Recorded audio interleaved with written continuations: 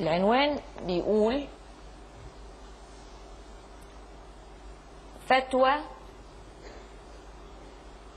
يجب على زوجات رجال الأعمال أن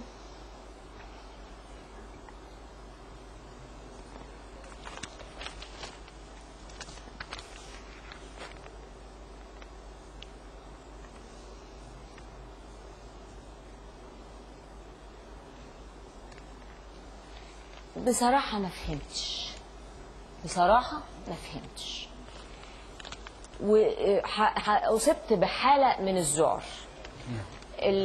الكلام اللي مكتوب في الجورنال، وأنا طبعا يعني بحيي فضيلة الشيخ إن أنت قبلت إن أنت تيجي ونناقش الموضوع على الملأ، لأنه موضوع حساس للغاية. أنا ما قدرتش أقراه. الحقني الحقني الحقني يا فضيلة الشيخ، اللي بيشتغلوا معايا دول اعمل فيهم ايه؟ سواقين وزملاء والمصورين، اعمل ايه؟ اعملي ايه؟ اعملي اللي في الجرنان.